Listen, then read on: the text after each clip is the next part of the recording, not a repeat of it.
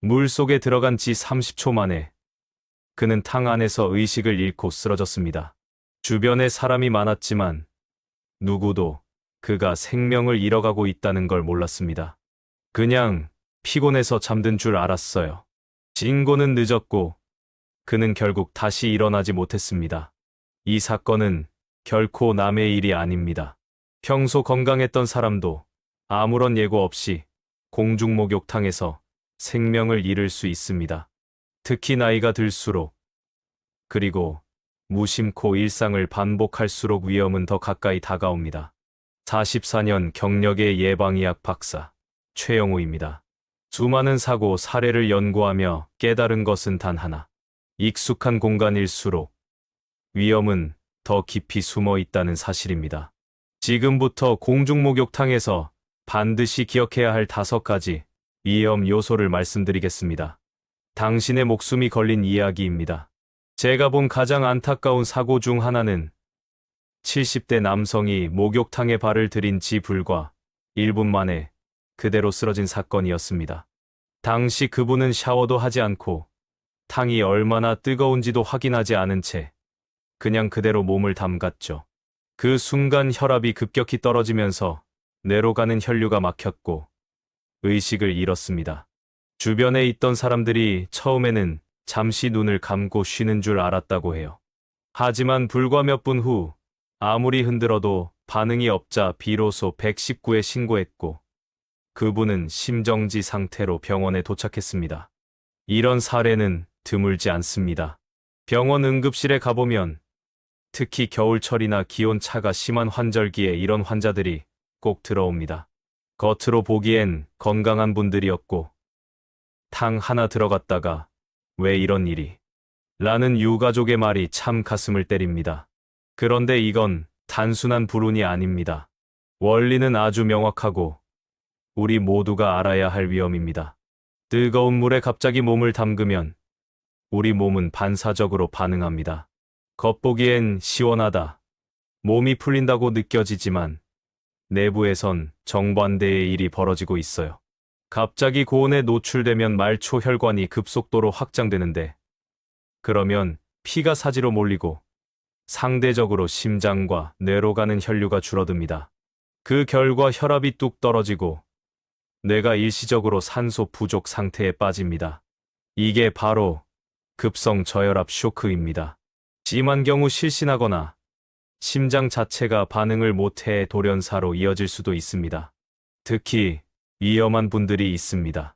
고혈압 약을 복용 중인 분들, 당뇨병 환자, 심장에 문제가 있는 분들, 그리고 무엇보다 노인들입니다. 나이가 들수록 자율신경의 반응 속도는 느려지고 혈관 탄성도 떨어지기 때문에 이런 급작스러운 혈압 변화에 매우 취약합니다. 그런데 이런 분들이 목욕으로 피로를 푼다. 자주 다니는 목욕탕이니까 괜찮다며 별다른 경계 없이 탕에 들어가곤 하세요. 매번 아무 일 없었다고 해서 다음에도 괜찮으리란 보장은 절대 없습니다. 또 한 가지, 실내 온도와 외부 기온 차도 문제입니다. 한겨울에 옷을 벗고 찬 공기를 맞은 상태에서 곧장 뜨거운 물에 들어가면 그 차이만으로도 우리 몸은 충격을 받습니다. 특히 발부터 차례차례 담그지 않고 엉덩이부터 풍덩 들어가는 경우가 가장 위험하죠. 탁 하는 소리와 함께 뜨거운 물이 밀려오고 그 순간 혈압이 급강하합니다. 심장이 이런 변화에 따라잡지 못하면 그대로 심정지입니다. 그 찰나에 일어나는 반응은 너무도 빠르고 탕 안에서 누구도 눈치채지 못한 채 사고가 벌어지죠. 제가 지도했던 의대 학생 중 한 명이 어느 날 가족과 목욕탕에 갔다가 아버지가 탕 안에서 갑자기 기절하는 걸 처음 겪었습니다. 다행히 그는 의학 지식이 있어서 재빨리 아버지를 끌어내고 심폐소생을 했죠. 나중에 말하더군요. 교과서로 배우는 것과 실제 눈앞에서 생명이 꺼지는 걸 보는 건 전혀 다르다고요. 이렇게 말씀드리면 혹시 너무 겁을 주는 건 아닌가 생각하실 수 있습니다. 하지만 겁을 먹는 것보다 더 나쁜 건 아무런 경계심 없이 행동하는 겁니다.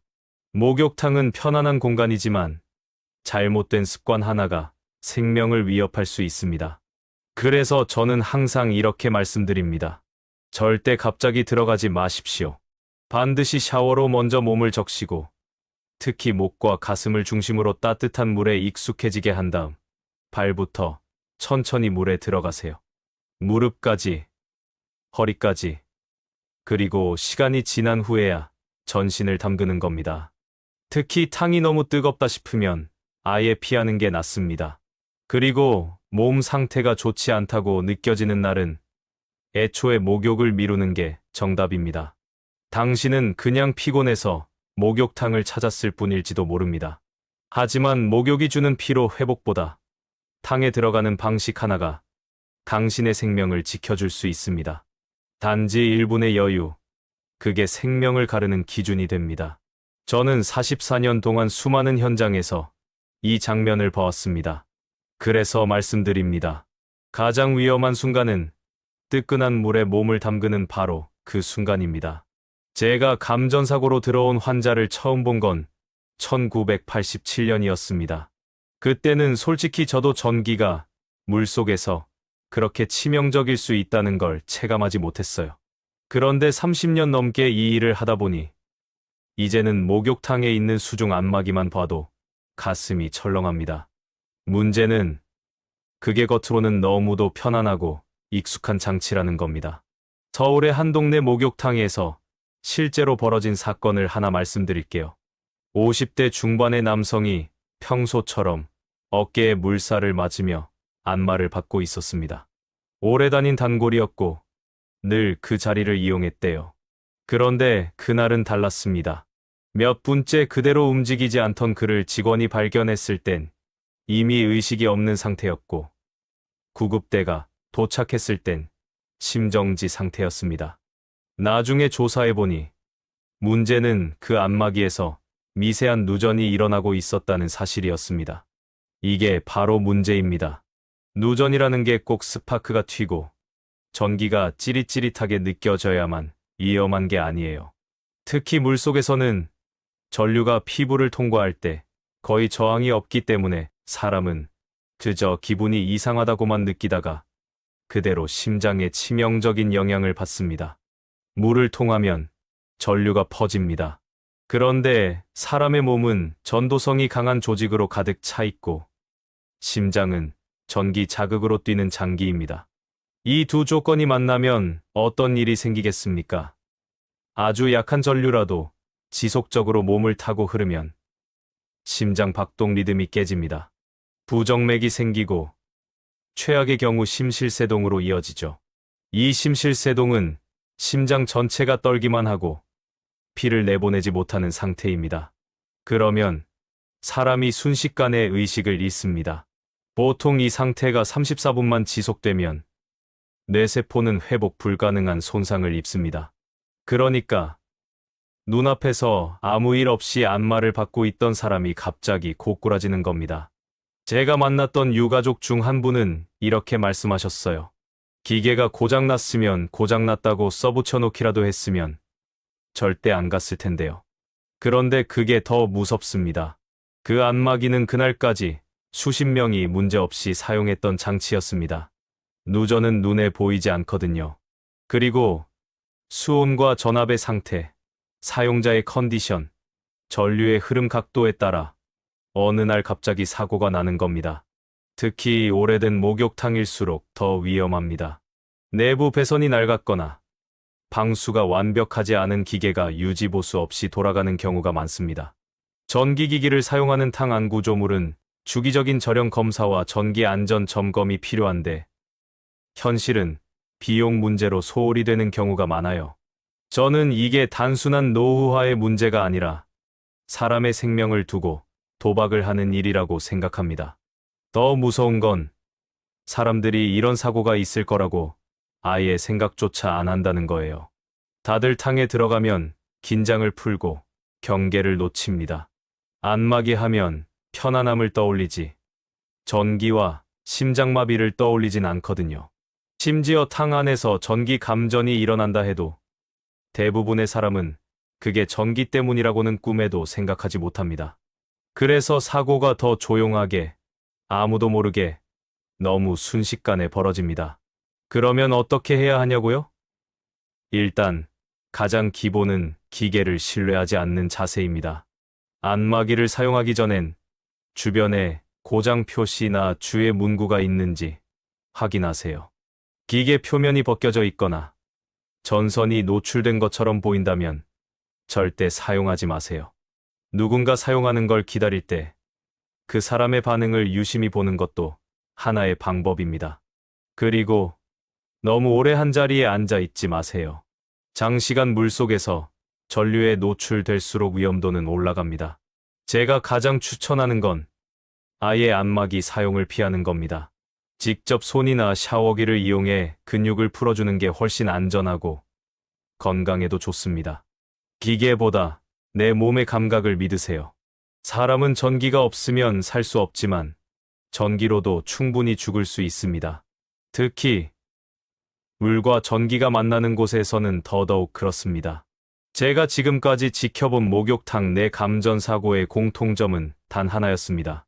사고가 일어나기 전까지 아무도 그걸 사고라고 느끼지 않았다는 것. 너무도 일상적인 상황이었고 너무도 조용히 벌어진 비극이었습니다. 이제 기억해 두십시오. 따뜻한 물속에 몸을 담그고 있을 때 바로 곁에 놓인 기계가 당신의 심장을 향해 조용히 전류를 흘릴 수도 있다는 사실을요. 그게 안 보이고 안 느껴지고 아무 소리도 안 나기 때문에 더 무서운 겁니다. 당신이 그 물속에 있을 때 반드시 깨어 있으십시오. 저는 오늘도 또 하나의 사고 소식을 들을까 두렵습니다. 목욕탕에서 나오는 환자 중엔 꼭 이런 이야기를 하는 분들이 있습니다. 별로 특별한 것도 안 했는데 목욕하고 나서부터 피부가 간지럽고 빨개지더니 며칠 뒤에 진물이 나더라고요. 혹은 탕에서 좀 놀았을 뿐인데 눈이 따갑고 빨갛게 충혈됐어요. 감기인 줄 알았는데 알고 보니 결막염이래요. 대부분은 대수롭지 않게 넘기지만 제가 보기엔 그게 바로 공중목욕탕 감염의 전형적인 출발입니다. 우리가 흔히 생각하는 것보다 목욕탕 안은 훨씬 더 많은 균과 바이러스, 그리고 사람의 분비물로 오염돼 있습니다. 눈에 보이지 않는다는 게 결코 깨끗하다는 뜻은 아닙니다. 제가 수년 전 진료했던 한 여성 환자는 30대 초반이었고 피부도 건강했어요. 그런데 어느 날 목욕탕에 다녀온 뒤 갑자기 사타구니와 허벅지 주변에 수포가 생기고 참기 힘들 정도로 가려움을 호소했습니다. 처음에는 곰팡이 감염인 줄 알고 항진균제를 처방했지만 여질 뒤에는 고열과 전신발진이 나타났고 병원에 입원까지 하게 됐습니다. 정밀 검사 끝에 밝혀진 원인은 녹농균 감염이었습니다. 목욕탕의 탕 속에서 들어온 균이 그날 그녀의 피부에 있던 아주 작은 상처 틈을 타고 침투한 거죠. 녹농균은 물이 고여 있거나 습한 환경에서 잘 번식하는 대표적인 병원균입니다. 문제는 이 균이 단순한 피부 트러블만 일으키는 게 아니라는 데 있어요. 상처 부위나 점막을 통해 들어가면 심하면 폐혈증까지 유발할 수 있습니다. 특히 면역력이 약한 노약자나 어린이에게는 훨씬 더 치명적이죠. 더군다나 녹농균은 항생제에 대한 내성이 강한 경우가 많아 치료도 간단하지 않습니다. 탕 안에 있는 물은 계속해서 여과되고 소독된다고 생각하시겠지만 현실은 그렇지 않습니다. 특히 손님이 많은 시간대엔 물의 오염 속도가 정화 속도보다 더 빨라집니다. 물을 바꾸지 않고 소독약만 계속 첨가하는 경우도 많고요. 소독제 농도를 맞추는데 실패하면 피부 자극은 커지고 감염은 오히려 더 쉽게 일어납니다. 그리고 눈은 이 모든 상황의 가장 취약한 부위입니다. 결막염은 목욕탕에서 흔히 퍼질 수 있는 감염 중 하나입니다. 저는 수련의 시절, 겨울마다 결막염 환자가 몰려오는 시기를 탕 시즌이라고 불렀습니다. 뜨거운 물이 안개처럼 피어오르는 환경은 바이러스와 세균이 오래 머물기에 좋은 조건이거든요. 특히 눈을 문지르거나 물장난을 치며 얼굴에 물이 튀는 행동은 위험합니다. 바이러스는 점막을 통해 매우 쉽게 침투하니까요. 그리고 또 한 가지, 사람들이 자주 간과하는 감염 경로가 있습니다. 바로 욕실 의자 하나, 좌욕기 같은 공용 용품입니다. 맨살이 닿는 곳인데도 청소가 소홀한 경우가 많고, 전 이용자가 피부병이나 곰팡이 감염을 가지고 있었을 경우 그대로 옮겨올 수 있습니다. 특히 허벅지 안쪽, 엉덩이, 겨드랑이 등 피부가 접히는 부위는 땀이 차고 약하기 때문에 감염에 매우 취약하죠. 저는 그래서 항상 강조합니다. 목욕을 하러 가기 전에 피부에 상처가 있는지 꼭 확인하십시오. 작게 긁힌 상처나 면도 후 남은 자국도 탕 속에선 감염의 문이 될 수 있습니다. 상처가 있다면 방수밴드를 붙이거나 아예 탕에 들어가지 않는 게 좋습니다. 눈병이 유행하는 시기에는 절대로 얼굴을 물에 담그지 말고 눈을 비비지 마세요. 개인 수건으로 눈과 얼굴을 닦고 공용 타월은 피하셔야 합니다. 그리고 절대로 잊지 마십시오. 아무리 시설이 좋아도 공중목욕탕은 다수가 함께 쓰는 공간입니다. 내가 아무리 위생을 철저히 해도 다른 누군가가 흘린 땀, 침, 피지, 상처 분비물까지 그대로 그 탕 안에 떠 있을 수 있다는 사실을요. 물론 그런 것을 매번 걱정하면서 살아갈 순 없습니다. 하지만 최소한의 경각심만 있어도 많은 사고를 막을 수 있어요. 특히 아이를 데리고 가는 분들, 노부모님을 모시고 가는 분들은 더 신중하셔야 합니다. 아이들은 눈을 비비거나 입으로 물을 마시기 쉽고 어르신들은 피부가 얇아 감염이 쉽게 퍼질 수 있습니다. 목욕은 몸을 깨끗이 하는 행위입니다. 하지만 제대로 준비하지 않으면 그 물속이 가장 오염된 장소가 될 수 있습니다. 깨끗한 것처럼 보이는 물, 안심되는 시설이라는 생각이 들수록 오히려 의심하십시오. 우리는 눈으로만 판단하려는 습관이 있습니다. 그러나 바이러스나 세균은 눈에 보이지 않습니다. 그래서 그들은 조용히 다가오고 우리가 가장 방심한 틈을 비집고 들어오는 겁니다. 저는 오늘도 탕 안에서 얻은 감염으로 고생하는 환자들을 진료하고 있습니다. 그분들 대부분은 말합니다. 그냥 평범한 하루였는데요. 그렇습니다. 사고는 항상 평범한 하루에 일어납니다. 탕에 들어가기 전 내 몸을 먼저 살펴보는 습관. 그것이 당신의 건강을 지키는 가장 확실한 백신입니다. 목욕탕에 들어서면 제일 먼저 느껴지는 게 뭔지 아십니까? 바로 그 후끈한 공기와 안개처럼 자욱한 습기입니다. 피부가 녹아내릴 듯 따뜻하고 숨 쉴 때마다 물기 머금은 공기가 폐 속까지 들어오죠. 사람들은 그걸 편안하다고 느끼지만 저는 그걸 볼 때마다 불안부터 듭니다. 왜냐고요? 바로 그 공기 속에 수많은 보이지 않는 세균과 바이러스가 둥둥 떠다니고 있기 때문입니다. 제가 의사로서 가장 경계하는 공간 중 하나가 바로 이 고온다습한 밀폐 공간입니다. 환기도 잘 안 되는 데다가 사람이 많을수록 숨소리, 기침, 땀, 침방울, 심지어는 콧물까지 공기 중에 섞입니다. 그리고 그 공기를 바로 옆 사람이 들이마십니다. 여러분이 어떤 공간에서든 다른 사람과 밀착한 채 같은 공기를 공유하게 된다면 감염 질환의 위험은 기하급수적으로 올라갑니다. 특히 그게 따뜻하고 습한 공간이라면 세균과 바이러스 입장에서는 최고의 번식 환경이 되는 거죠. 가장 대표적인 예가 결핵입니다. 요즘 시대의 결핵이라니 하고 놀라실 수도 있겠지만 실제로 공중목욕탕에서 결핵이 집단 전파된 사례는 꽤 많습니다. 몇 해 전 부산의 한 대형 사우나에서 일어난 집단 감염이 그랬습니다. 초기에는 그냥 기침이 오래가는 감기 정도로 생각했는데 같은 시간대에 목욕탕을 이용한 사람들 사이에서 비슷한 증상이 계속 발생하면서 결국 보건당국이 조사에 들어갔고 활동성 폐결핵 보균자가 매주 사우나를 이용하고 있었던 게 밝혀졌습니다. 그 보균자는 본인은 모르고 있었던 거죠.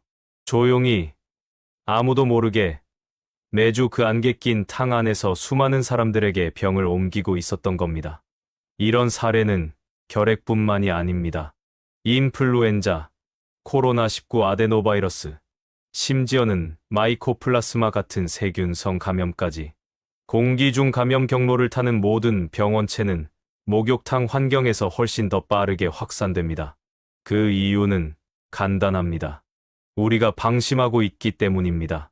대부분의 사람은 마스크를 벗은 채 피부뿐 아니라 폐까지 그대로 노출한 상태로 그 공간에 들어갑니다.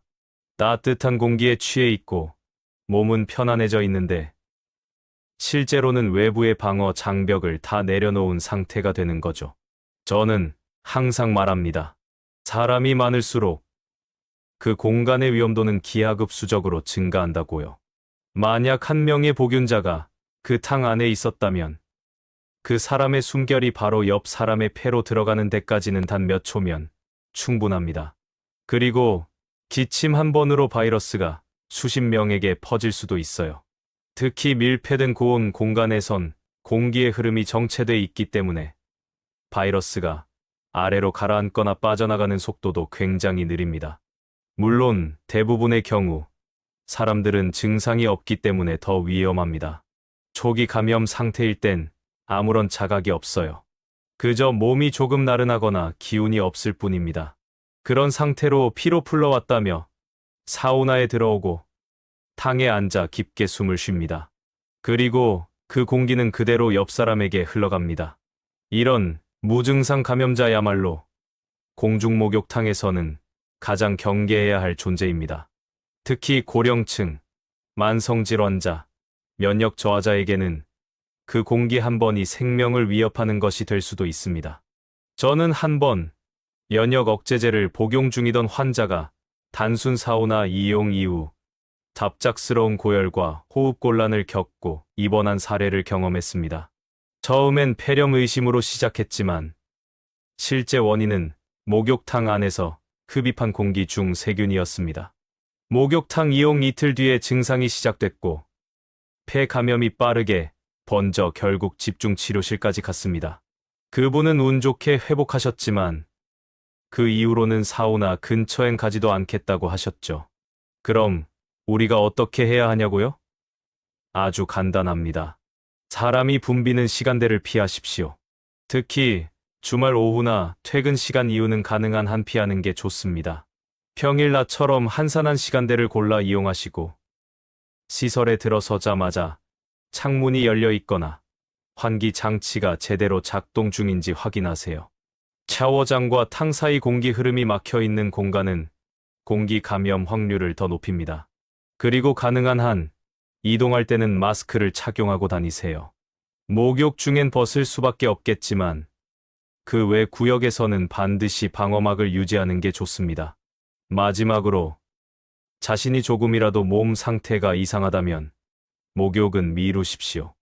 피로감, 근육통, 미열, 목 따가움 같은 초기 증상은 감염의 신호일 수 있습니다. 그 상태로 들어가면 본인뿐 아니라 다른 사람까지 위험에 빠뜨리는 겁니다. 괜찮겠지. 한 번쯤은 괜찮겠지. 하는 마음이 가장 위험합니다. 병은 언제나 그런 마음에서 시작되니까요. 따뜻한 공간일수록 긴장을 내려놓게 됩니다. 그 편안함이 곧 무방비 상태라는 걸 잊지 마십시오. 당신이 쉬고 있는 그 순간 공기 속 어딘가에선 조용히 퍼져나가는 병원체가 있을지도 모릅니다. 그리고 그 공기를 들이마신 첫 번째 사람은 당신일 수 있습니다. 제가 40년 넘게 진료하면서 가장 많이 들은 말 중 하나가 뭔지 아십니까? 그냥 기분 좋게 몸 좀 풀다 나왔을 뿐인데요. 그런데 그 말이 심장마비 바로 직전 환자 입에서 나오는 걸 수도 있습니다. 특히 요즘처럼 찜질방은 지쳤고 탕에서 조용히 쉬고 싶다는 분들이 늘어나면서 혼자 조용히 뜨거운 물에 몸을 담그는 습관이 일상처럼 퍼졌죠. 그런데 그게 정말 조용하게 위험을 키워가는 순간이 될 수 있다는 걸 알고 계셔야 합니다. 제가 예전에 진료했던 40대 후반의 남성 환자는 평소에도 사우나와 목욕을 즐기는 분이었습니다. 스트레스를 목욕으로 푸는 스타일이었죠. 어느 날 그는 혼자 조용한 낮 시간대에 목욕탕을 찾았고 입욕을 한 채로 20분 넘게 탕 안에 앉아 있었습니다. 문제는 그가 몸을 깊이 담그고 머리까지 물속에 넣은 채 눈을 감고 있었다는 겁니다. 그는 완전한 이완을 원했겠지만 실제로 그 순간 몸 안에서는 체온이 걷잡을 수 없이 올라가고 있었고, 뇌는 점점 산소를 덜 공급받고 있었습니다. 그분은 결국 갑작스러운 어지럼증과 구역질을 느꼈고, 간신히 탕 밖으로 기어서 나왔습니다. 조금만 늦었으면 심각한 열사병 상태로 실신했을 겁니다. 우리가 탕 안에서 느끼는 따뜻함은 사실 우리 몸이 점점 열을 잃지 못하고 내부에 가둬두고 있다는 신호입니다.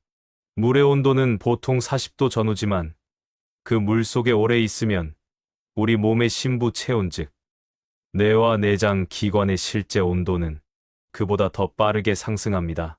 체온이 38도 후반 39도를 넘어가면 사람은 자각하기 어려운 혼란 상태에 빠지기 시작합니다. 그냥 나른하고 졸린 것처럼 느껴지지만 실제론 뇌가 기능을 저하시켜 자신을 보호하려는 일종의 방어 반응입니다. 그런데 바로 그 상태가 위험한 겁니다. 판단력이 흐려지고 몸이 느려지면서 스스로 탕에서 빠져나올 타이밍을 놓치게 되죠. 특히 머리를 물속에 담그는 행동은 위험을 극대화시킵니다. 우리 몸은 체온 조절을 할 때 머리에서 많은 열을 방출합니다. 그런데 그 머리까지 뜨거운 물에 잠겨 있으면 열의 배출구가 완전히 막히는 셈이죠. 이건 마치 엔진이 과열되는데도 냉각 장치를 다 꺼버린 자동차와 비슷합니다. 뇌로 가는 혈류도 일시적으로 줄어들 수 있고 혈압이 낮아져 실신으로 이어지는 경우도 종종 있습니다. 제가 아는 어떤 목욕 애호가는 늘 목욕은 머리까지 담가야 진짜지라고 했던 분이었습니다. 그분은 평소 건강에도 자신이 있었고 젊은 시절부터 그렇게 해왔대요. 그런데 어느 날 탕 안에서 그분을 발견한 직원은 그가 반쯤 물에 잠긴 채 미동도 하지 않는 걸 이상하게 여겼고 결국 구조했을 땐 호흡이 멈춘 상태였습니다. 다행히 빠른 응급조치로 회복하긴 했지만 그는 이후 다시는 목욕탕에 가지 않겠다고 했습니다. 자기가 평생 즐겨온 그 공간이 자신을 죽일 뻔했다는 사실이 너무 충격적이었다고요. 이런 사고는 반드시 노인들에게만 일어나는 게 아닙니다. 심지어 2030대 젊은 층에서도 피로가 누적되어 있거나 전날 과음한 상태 혹은 잠을 충분히 못 잔 상태에서 뜨거운 탕에 들어가면 쉽게 어지럼증과 저혈압 쇼크가 찾아올 수 있습니다. 젊다고 해서 체온 조절 기능이 무조건 뛰어난 건 아닙니다. 오히려 몸을 과신한 나머지 무리하게 오래 있는 경우가 더 많죠. 그래서 저는 항상 이렇게 말씀드립니다. 탕 안에 오래 있지 마십시오. 기본은 10분 내외입니다. 아무리 몸이 풀리는 것 같아도 중간에 한 번씩은 꼭 나와서 휴식을 취하고 물도 마셔야 합니다. 그리고 절대 머리를 물에 담그지 마세요. 그건 기분 좋은 몰입이 아니라 심장과 뇌를 고립시키는 위험한 행위입니다. 수건을 물에 적셔서 머리에 얹는 정도로 충분합니다. 그것만으로도 목욕 효과는 충분히 누릴 수 있어요. 또 한 가지, 탕에서 너무 조용히 있는 것도 문제가 됩니다. 사람이 눈을 감고 움직이지 않으면 주변에서는 그저 쉬는 줄로만 압니다. 특히 사람 적은 시간대에는 그 누구도 이상을 눈치채지 못해요. 그러니까 탕 안에서는 반드시 주기적으로 몸을 움직이세요. 간단히 손을 흔든다든지 수건을 짜서 얼굴을 닦는다든지 그런 작은 행동이 나는 깨어있고 의식이 있다는 신호가 됩니다. 그것이 곧 안전 장치가 되는 겁니다. 마지막으로 무리한 열탕은 피하십시오. 특히 뜨거운 물을 즐기시는 분들, 이 정도는 참을 수 있어야 진짜지라고 생각하는 분들일수록 심장이 먼저 반응합니다. 사람마다 열에 대한 내성이 다르고 그날의 컨디션에 따라 같은 온도도 전혀 다르게 작용합니다. 뜨겁다는 느낌이 조금이라도 불편하게 다가오면 그건 이미 몸이 보내는 경고 신호입니다. 목욕은 몸을 푸는 시간이지만 동시에 신체가 극한의 환경에 들어가는 순간이기도 합니다. 뜨거운 물, 높은 습도, 긴장 해제, 이 세 가지가 동시에 작용하면 우리 몸은 생각보다 훨씬 빠르게 한계에 도달합니다. 괜찮겠지라는 생각이 쌓이면 언젠가 딱 한 번의 실수가 생명을 끊을 수 있습니다. 탕 안에서 가장 지켜야 할 건 인내심이 아니라 자기 몸의 신호입니다. 그걸 무시하지 마십시오. 그 신호는 당신을 살리기 위해 지금도 조용히 울리고 있을지 모릅니다. 탕에 몸을 담그는 그 짧은 순간이 당신 인생의 마지막이 될 수도 있습니다. 위험은 늘 조용히 가장 익숙한 일상 속에서 다가옵니다. 목욕은 분명 힐링입니다. 하지만 방심한 힐링은 무방비한 몸을 덮치는 재난이 되기도 합니다. 저는 44년간 수많은 사고를 진료하며 단 하나의 진실을 배웠습니다. 준비된 사람만이 안전하게 쉬어갈 수 있다는 것입니다. 오늘 말씀드린 5가지, 그저 겁주려 한 게 아닙니다. 단 한 명이라도 이걸 기억해 사고를 피할 수 있다면 그걸로 충분합니다. 목욕탕 문을 다시 나서는 그 순간까지 당신의 생명은 결코 탕 안에 맡겨져 있지 않습니다. 당신 스스로가 지키는 겁니다.